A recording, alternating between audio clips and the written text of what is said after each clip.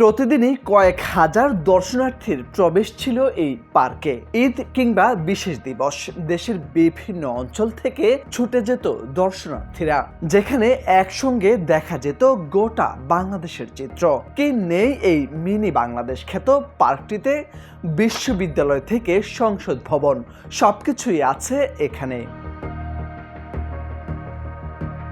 একসময় যেখানে দর্শনার্থীদের পদচারণায় মুখর থাকতো এই পার্কে, এখন সেখানে সবকটি প্রবেশ গেটে ঝুলছে বড় বড় তালা। ভেতরে দেখাশোনা করার তেমন কোনো কর্মী নেই। অযত্ন আর অবহেলায় পড়ে আছে এই পার্ক।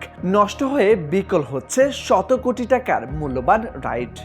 আমরা আসলে স্বাধীনতা কমপ্লেক্সে ঘোরার জন্য আসি, দেখার জন্য আসি, সময় কাটানোর জন্য।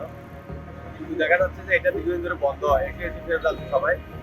আমরা মনে করি যে এটা শীঘ্রই খুলে দেওয়া দরকার।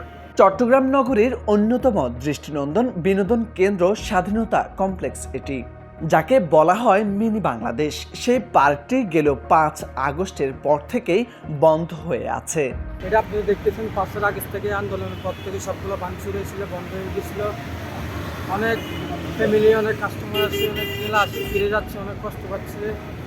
এটা চালু হওয়ার কথা ছিল। আমাদের মানুষ থেকে দেখতেছি যে অনেক বন্ধ, অনেক দিন আমাদের করতে মানুষ বলতেছে এটা ঈদের পরে চালু করবার ব্যবস্থা করতেছে।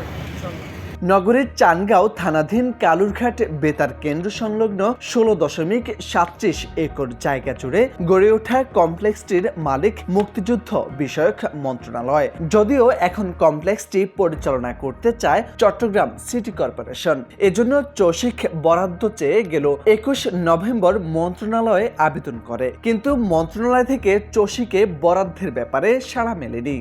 আপনাকে তো আমি ওই সময় বলেছি, স্যার দায়িত্ব গ্রহণের পর ধরেন পার্ক করা, মানে প্রতিটা ওয়ার্ডে মাঠ করা, মানে আপনার এগুলোর জন্য উনি কিছু স্টেপ নিয়েছেন আর কি। সেই ধারাবাহিকতায় এই পার্কটা যেহেতু আগে সিটি কর্পোরেশন এক সময় পরিচালনা করছে, সেটা জেনে উনি আবার এটা পরিচালনা করার জন্য আগ্রহ ব্যক্ত করেছেন আর কি। এই এবং সেই আলোকে আমরা চিঠি দিয়েছি মুক্তিযোদ্ধা মন্ত্রণালয়কে। পার্কে আজম স্যারের সাথে মনে হয় স্যারের কথাও হয়েছে। এখন আমি কিন্তু এরপরে আপডেটটা জানি না, ফিডব্যাকটা জানি না। খোঁজ নিয়ে জানা গেছে পার্কটি চালুর পর থেকে কখনো দর্শনার্থীর সংকট হয়নি। 2020 সালের 10 ডিসেম্বর থেকে 2025 সালের 10 ডিসেম্বর পর্যন্ত 5 বছরের জন্য বরাদ্দ দেওয়া হয় একটি বেসরকারি প্রতিষ্ঠানকে।